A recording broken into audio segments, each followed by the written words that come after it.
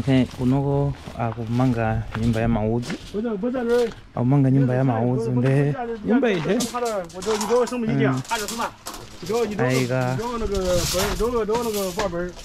Aiga concrete. Then kuika udzu. Amatenga udzu ngatuwe. Ndikupanga find. Then kuika pakati ipo. Then kuzaika chani. Doti kuzaika matiles. Okay, huko ndi mbali moja. Hapa ufuna mange rooftop ka veranda kana kapaswe. Choyamba.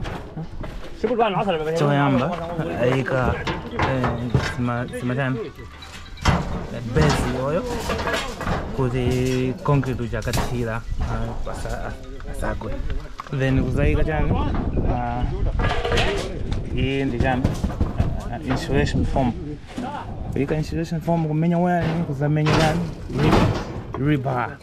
Kuzamenya rebar then adikira mawa bele chani galimoto ya concrete chakuzatira concrete pati apa chapansi chazacho sapa apa ndi zapanga solidify pamamba apa ndi kumakhala boba. Concept hii ndimaona ngati kumuzi kuja antambira maipanga ndi kwambiri pa malata basi malata aje ndikuti ukamagomvula wafunika kuika concrete kuja ndikuti pamwamba paja mtakumayanika pa malaya mtakuzala pa maluwa chani. Okay, ndimene amapangira zinthu kuno ngayo tamapanga zinthu mwachangu nyumba hii amaliza muchani mu 3 days and kunoko akamagwira ntchito amakhala madolo okalamba okhawa panopa munthu mwana kwambiri ndi wazaka 53 wazaka 53 magayi wasewa ndi 54 above amenya nyumba hii chani in 3 days. Okay, 3 days yeah. Kunoko ndikumuze ndabwera kumuzi kwinabe kansi kuti ndikumuza baba magaya akupanga chani chifukwa kuti kukaphirike na kuoneka po akupanga akufuna kupanga attract ma tourists. Ndi aliyense akumanga chani tima small hotel, tima cottage, tima restaurant. Koma kunoko kumuzi umene ndili kuno you can imagine kuti you can see uko kumbuyo kuli phiri uko city osadziwika sozoti ndi China kujayi. In fact kulibe manyumba kuseko unoko amakhala ndi strict rules kunena kuti umuzi umodzi nyumba izikhala style imodzi. You cannot deflect from the norm. Komanso kunoko magayi pali chifukwa chimene ku China akuti muzaka 20 China yathira concrete kuposa concrete amene wathira America muzaka zingati muzaka 100.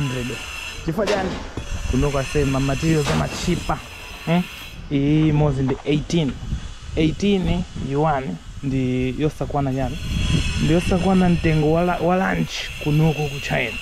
Ngati ufuna kudya lunch 18 yuan ndalama yachepa kwambiri. You cannot go ku McDonald's or ku restaurant ina yake ukadya chani koma is 18. Iyi ndi wabwino pang'ono akuti uyu ndi 30. Materials kunoko magayi ndo chipa kuopsa. In fact material yonse imene panopa adina batani magayi aje ndikupereka ndikubweresa pompo nangasi amapanga chakonkuna umanena iwe kuti ndikufuna chitseko. In fact nyumba imene inali apapa aphwasula inayi ndi chitseko ichi choti mwina zaka 500 chitaukhala umachita kunena wekha kuti ndikufuna chitseko chachikulu makuti mawindo akulu makuti lero magayi ku factory kujamba thamanga ndikudani ndikupasa ma specifications ako apapa ndikuti njero magayi apereka pamafunika miyala magayi ndikuti kumafunika maboards magayi apereka. You can even see roofing yachita kubwera yopanga kale ma specification tifuna akuta magayi ndikuti uzapereka magayi angini kunoko amadewezi and the materials amakhala cheap and readily available. However ndikuti mawa kamati 6 o'clock mfana wopereka concrete akhala kutani akuficha magaya hapa mama anopa panalibe amalizi ndikuti panopa kaweruka akupanga zokuti in fact apopo talking of materials kunoko malo ndodula kuposa chani kuposa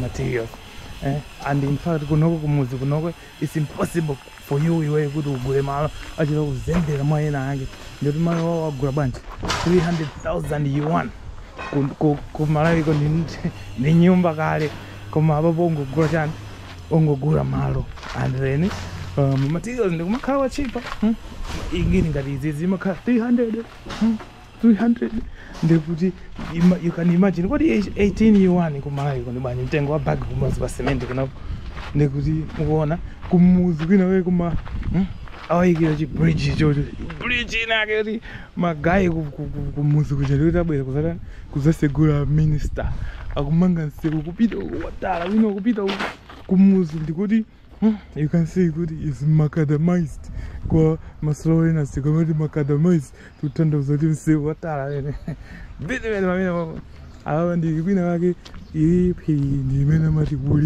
Wulian Shan it means mountain iyi ndi Wulian Shan iyo ndi Hu Shan tili pakati pa Wulian Shan ndi He Shan de ndikulowa ata kumuzi panova ndanena kale kuti aliyense strict adherence kuchani kuma building standards amuzi uno in fact ati kunalika ndala wa nyumba iyoyo iyi akuti amafuna kumanga nyumba you can see kuti kuli njera kupanda kwe a secretary amuzi uno amene mata suji anabwera kuzatani kuzamphasulisa mfana kuti njempha koma kumene ndili kuje dolo wina akakumanga chani akumanga deni imene ikusiyana ndi ma designer awo ndikuti wamudyesa secretary wamuzi munomo kena kake and then magaya kunokwe amalima chani amalima tea and kulibe zoti kulima chima ngaya amazala tea ndi ma fruits ndi ma cherries ndi machani aliyense amayendera ititi aliyense amayendera ititi nditochuka kwambiri kunoko and kunoko samagawa maswiti kunkhani ya mafactory ya kumuzi then ngati kumuzi ngati kunoko you can see kuti iyi ndi factory ya tea katimo you can see icho ngati kuti tikudusa kuchana kumakata industrial area you can smell the tea next kulisa chana factory ya tea ne muntu ndikumafusa kuti we muhango you can see kuti tea wangono in fact export standard zimachokera kumanga tani wina ndikumafusa kuti we wase moto mbakaya zimoteka banji we kumaenda kumene ndikamera chonchi secret yake ndi ya simple kunoko kulibe zoti anthu azijijirika ndi chani kona ndi izi in fact kunoko China being one of the biggest live streaming nations paziko panopa ndikamadusa ukuku ndi chapafupi kukumana ndi madolo oti akuchani akumenya soma live stream awo kulibe zoti iwe sendijapule siya iwe police in fact of course it takes kunoko ndi China is still a dictatorship you ukakhala kuti uli politically sensitive mafana BBC ajaka amabwera kunoko amatumizira galimoto musatireni kulikonse kumene kupita ripota kuti amakhala kutakutana samamulesa yayi koma munthu nika okhaisha shochipo kumene kudusa kuje aliyense amangoziwa zoti ndikapereka interview apapa magaya kundiyang'ana ndikumapezeka kuti mafana BBC achakuwa pinga koma ndithu kunoko is free for all kutenga kamera yako ulowa live uziyenda mmene ukufunira and kunoko anthu amakhala busy ndi zawo akuchokera kumunda ngati masteni akuchokera kumunda sungaone anapikiripikira kusewera mu community ya uwona kuti aliyense ali busy ndi chani ndi zake nanena kuti kunoko anthu samalima mbewu zimene umaziwa ino amangolima tea basi tea uja ndoti aliyense amakhala ndi kachani ka estate tima mega farm tating'ono takuno ndio basi amakhala kumene koko kukampanga tende mu winter basi sapitako tea uja ndiwodula kwambiri ka packet kunoko ndi bwanji about 100 101 ndekuti magaya awo livelihood yawo yonse ili chani ili mu tea. One village one product ije ndeimeneyo kuli malo ena kuti magaya amangogaya chani amangogaya mpunga, kuli malo ena amagaya ma fruits, kuli malo ena ke basi ma factory, kuli malo ena ke basi kunoko ndeza one village one product ije anaziziwa kwambiri. Ukapita huku ndekuti ndi chimozimozi, ukapita huku ndekuti ndi chimozimozi. Ichi ndekuti ndi restaurant. Lero liti tinabwera kuzadya mutima kumalo kwina kuoneka koopsa yasi mene undesi ngalo iyayi ndi restaurant. Lero liti tinabwera kuzatani kuzadya umene ka restaurant kapopo and kaliso ndi upstairs. Iyonso ndekuti ndi chani ndi restaurant. Kunoko amapanga chani amapanga specialized mu nkhuku yokazinga imene amati chauji. Uku ndi ka tourist attraction kamene anthu amabwera kumene ndi kumuzi kwina waketi kumuzi kwina waketi kuli kachimbuzi kungola ngati kamene koko yulino yambe kulowa memo kuphowa sentima uli pansi osati matoilet kuti uyu akuponda mbalimo, wina akuzayika mapepa, wina akuzayika newspaper. Pese kuti chimbuzi chechela chidzadza amene ndi chani ndi gusto ya mau ase kunoko ayi ndithu ndi kwabwinobwino. Madaboti kodi kumene kase ndi kumuzidi magaya ango yala chani tizinjali tawo logo hiyo ndi ya company ya konkuno.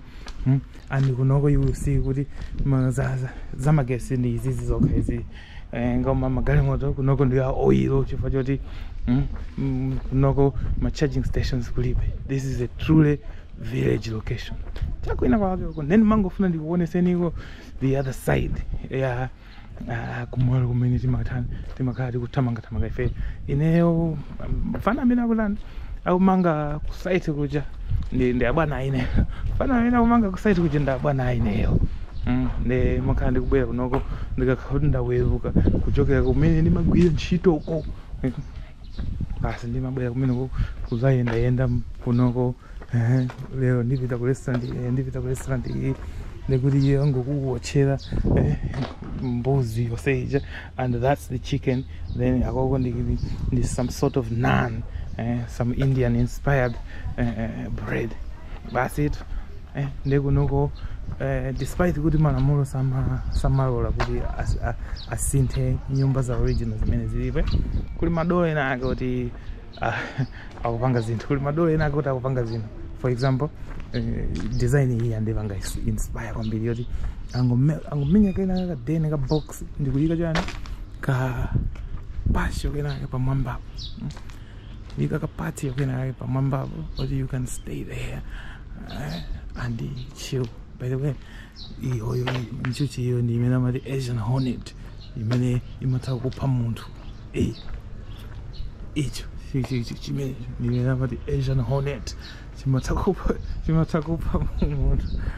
Koma chimafunika uchipeze kwawo anopa chili kuti sichili kwawo ya nende kunoko and kunoko town iyi machedwa chani kuti ninja shema low something you can hear machine yoyo akuwatcha ti imene machine hii akuwatcha ti. In fact big man wakunoko factory yake kutiko kumusiko nayonso ali ndi tea factory and ndimene kulili kunoko kumuzi ne amakonda kagalimoto kaka anthu ambiri osauka komanso othamanga makonda kuyendesa galimoto iyi wuling. Galimoto iyi take care ifika kumalawa ndipo choti ndiyo chipa kwambiri. Anthu akunoko osauka amakhala kuthamanga ndi galimoto yoyo. Anthu oti mamekaniki chani ndiyo chipa koma yodalirika. Kuliti ma video tinake kuti kwagwa ice kwagwa snow galimoto yoyo kandi imene imakhala kudusapo pamalo paja. Then ndimene tikuchitira kunoko ku Shandong kumalo osauka kwambiri. By the way anthu akamaonesa ma video kumidzi ina ku Shandong amachita kunena kuti this is not Africa. And it's what we say, this is not Africa, this is Shandong. Koma ukapita kumene koko umachita kuona ndo yeah, siku Africa ati magayi oti akuyenda chokhala andi tala bobo andi ka restaurant akako is the best kunoko kumakhala apopo paka shade yako ndikumachani ndikumawala pamenepo amakazinga nkhuku yabwino kwambiri kunoko ndi restaurant iyoyo makazinga nkhuku yabwino kwambiri ndi restaurant iyoyo mtengo wowo ndi umene amati chani chestnuts kunoko paja amapanga specialize ndi ma fruits ndi kuli ma fruits atatu amene amadalira kuli ma cherries kuli tea kuli chani kuli ma cherries kuli ma chestnuts and then what and the other is tea okay and then the other is tea ne tea kunoko wamaoneka ngati choncho kulibe zoti chimalo chambirimbiri iyayi amakhala ndika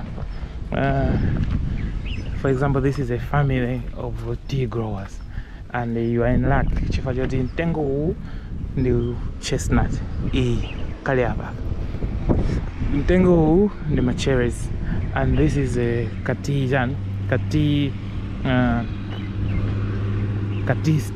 kati estate ka family mos koma ayi ndithu ali ndi tractor leyo ndiyotchuka kwambiri kwa anthu olima chani anthu olima kunoko kamakhala ndi kena kake ngati kachidole koma amayidalira kwambiri tractor ya mtundu ngati umenewo basi tiwa kuno amakhala ngati choncho osati kumula nje kuja basi chiphiri chonse factory mos yeah kunoko ndi small holder komano timasiyana pamosi small holder ija ndikuti family ija for example awapo akutola tiye akaipanga process okha akaipanga package okha ayitumiza kuti ayitumiza kuli konse kumene imapita ndiye kunoko they are into live streaming ngati kuti tipite kwako ndi kwa bwana big man ndikoti kamapanga live streaming anthu akugula tea from all over China from malo ngati awawo and ukapita ukamayenda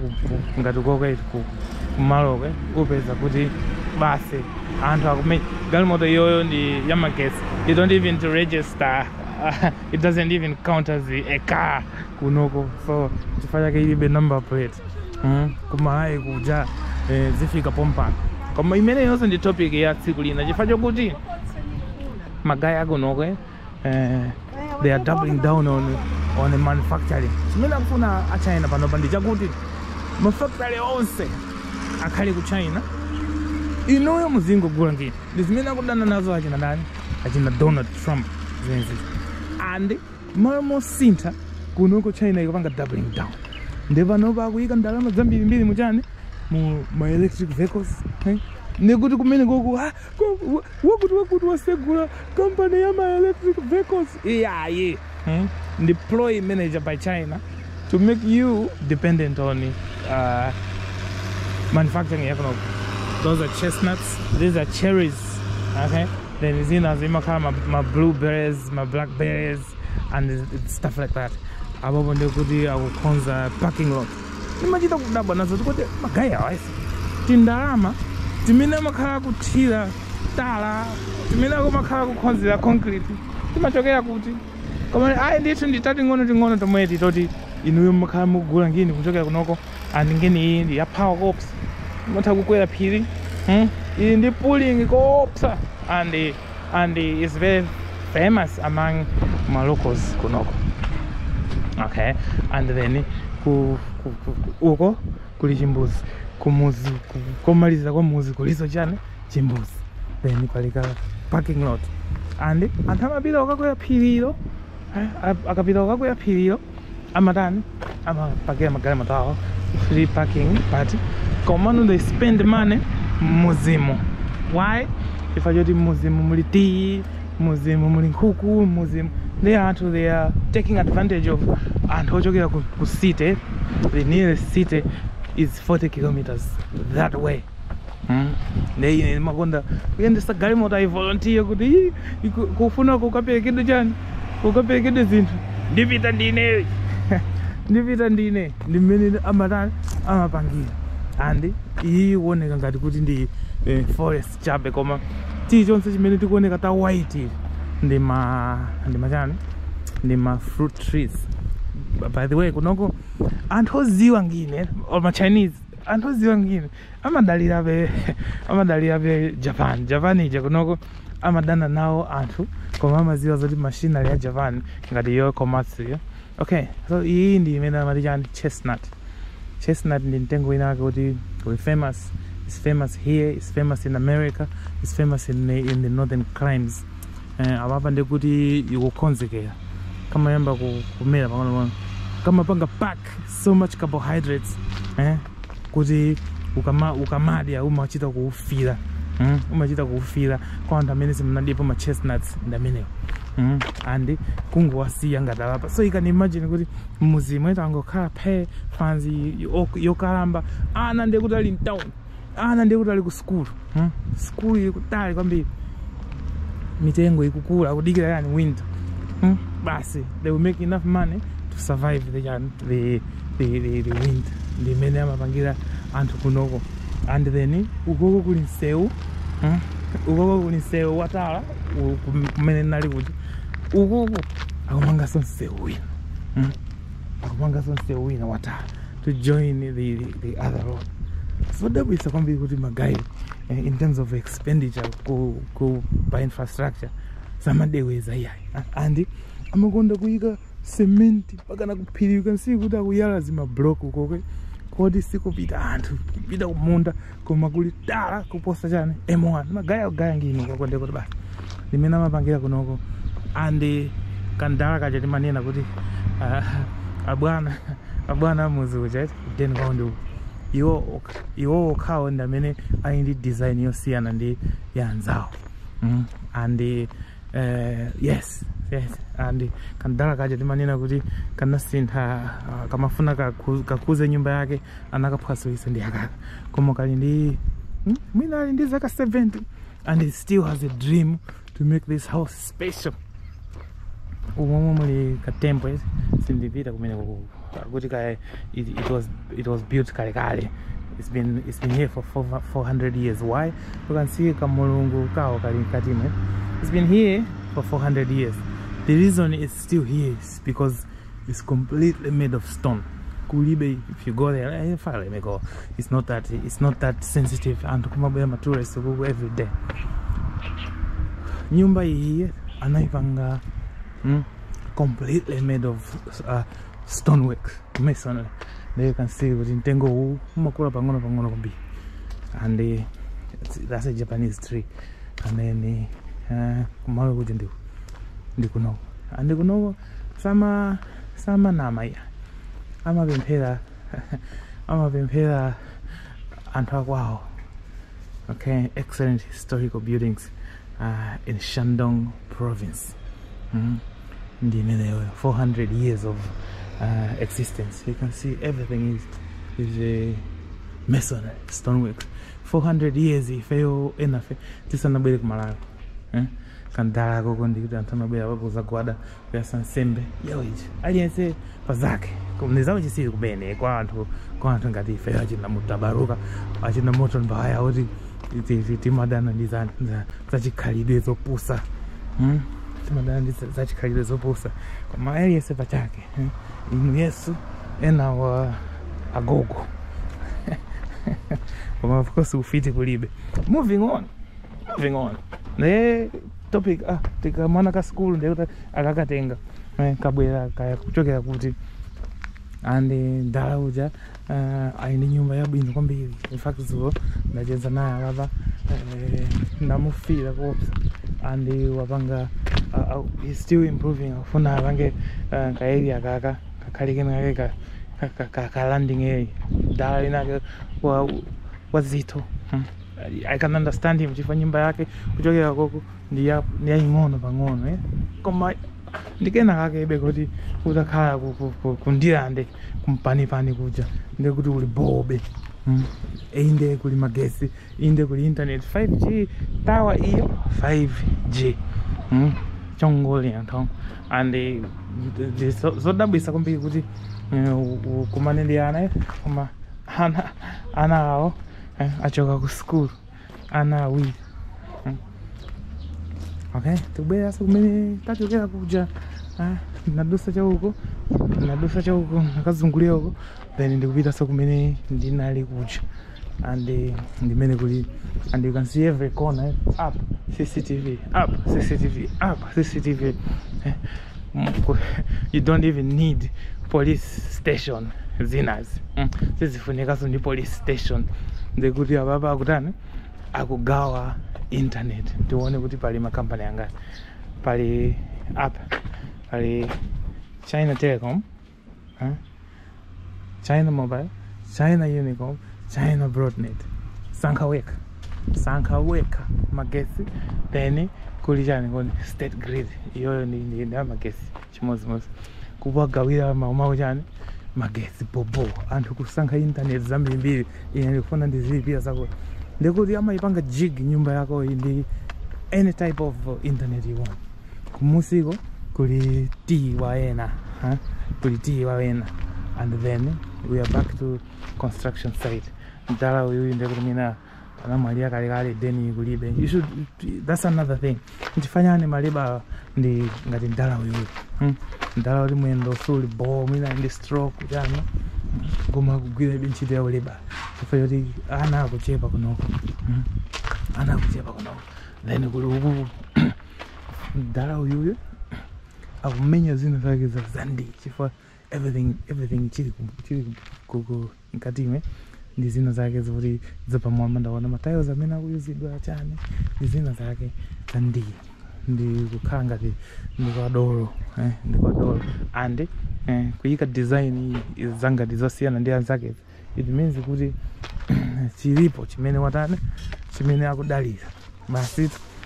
Ndafika so kuja mmene nali kuja nyumba imene 3 days imene inalipo gwesi kumanga ina ndikuti in 1 week ababa bakhala bali yani bakhala bali tayari bobo osaopa ukuka amanga ka restaurant kana alakwisa zizongo cops kana ndifusa chifukwa asana iki ababa nacheza nayo ndala koma taona. Good luck. Okay. Yes, I like here too. No. Yes, I like it here too. Have it every day. You know, have it every day. Mine is the restaurant can go popo and the ababa next to a fish pond. Also, fish pond is a reservoir. Kukagwa mvula mtundako maza masefikira ndiyama gwira hapo. As I said in the other video, China kuli reservoirs okwana ngati at least 100,000 reservoirs. It's only second to America. Imene kuli suma reservoirs ngatawawa kuposa China. Kunuko sama pangazoti kuli kupange environmental assessment impact. EI. Mangani. Tufuna cooperant, mangani cooperant. In fact, kunoku ntifajane mabuilder aja mauchapa opsa pa lunch. Ndikuti apanira boto lamo. Awapa ndi pamene amakhala kutani akukhala. Mabuilder amauchapa opsa bao. Ena amakachasi. Iyi ndi insulation form ija yochu. Ife timakhala tikupanga campo muti. Tupanga campo katenta kaka ball heavy kodi umachita ukapopa. Let me show you. Umachita ukapopa. Wait a minute. Umachita ukapopa then kama bwera chonje ndeva nova siku nayambika yo uzuzu ndikwina wake kwa boko kuliso mattress yo inflatable basi you can camp up alava osati kuti kuzuka mawa basi ma materials atani abedwa. In fact ndazungulira koseko ja ine phone yanga nice ya alivu phone yanga nice ya pamene and ndimene kulili kunoko and ukoko ndikopita kuphiye basi kuyika concrete pakana komweko pakana pamwamba paphiri. You can see kuti ayika ma lights, ma solar lights mpaka na kumwamba kwa phiri. Anthu akundira ndikuwatere ngati awawa for example reservoir iyi ayika solar panel ndikuyika battery yake, then ndikupanga line ndi chani ndi magetsi awo oti amayaka usiku automatically.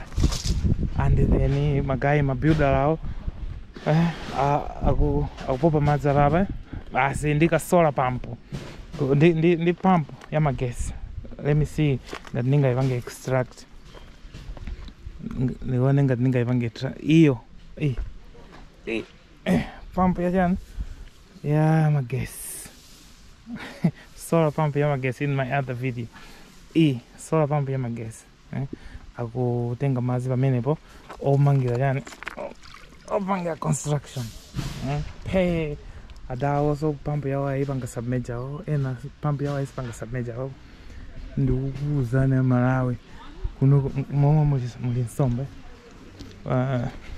Ndikuona ngati kuyala kaye base ya security ndizofunikira kwambiri chifukwa choti mmene ndikuziwira anthu ineyo olo tili tosanayike concrete izizi ndikuti zikapezeka kunyumba kwa minister koma ayi ndithu mpakana kuphiri komwe kuli magesi, kuli ma solar lights. Kunoko ndikuti mutha kuweruka ndi ndalama agalu akundira ndi inu ana apole mutha kupeza ma pocket money. Anyway, and yankulu kwambiri. This is Mutafaya Maudzu bagaya onga ma video mbiri zanga iwe and mukakhala kuti muli nthawi you can like and subscribe pamene wajavano avanga wiring ayika installation pano ndikumenyerani ndikumenya Lebala Lebala aonda kumuzi kunoke pa tsiku amatenga chani matenga 300 ndizingati kuti pa black market vanamba ili pa 580. So 580 times 300 pa tsiku ndikuti ndalama ndithu after all kumuzi kunoko sindalama yochepa iyayi. Koma Malawi ndikuti azangolola kuti Lebala akumalawi kuzibwera kunoko. Koma amati nina amati ati fendi otani ati ndikusasa ntchito ndikaulesi ati simadandaula kwambiri amati vasiyaniza kapita ku Africa kuti anthu akuda too slow ntchito ndikuti amangogwera pang'ono kuti mawa abwerese ndipo akalandira ndalama basi wautali akupita kupate. Koma ayi ndithu kunoko magaya ngeni maliza awopo mene ndimabwera line inali mu concrete ababa panali empty. Mamaterial zonse tasonkhanisa mama omweyo ande vanobala ane asa ndikuti mawa tibwera kodi mawa ndikuti tibwera ndifuna ndizaona kuti concrete azamitsira bwanji kuti ndikufuna ineyo muzi kuje nyumba osati yambiri osati ya malaka chani kungopanga tionje kuti pamwamba pa nyumba paja kumayanikapo ufa after palibe nkhukwe pamwamba pa nyumba paja kumakhalapo nthawi kukawothera zuwa pamwamba pa nyumba paja kumayanikapo malaya. Iye ndikuona ngati movie iyi ndi movie yoti ilowe mainstream osati nyumba ya malaya paja. Fuck off. Anyway, Maudzu bagaya nditi tsalane panopa kunoko nthawi ili bwanji panopa nthawi kunoko about 4 o'clock. Zuwa limalowa mochedwa kwambiri, zuwa limalowa mochedwa kunoko ndili pafupi ndi phiri koma you can see kuti konseku kulibe zuwabe. Anyway, cheers, bye.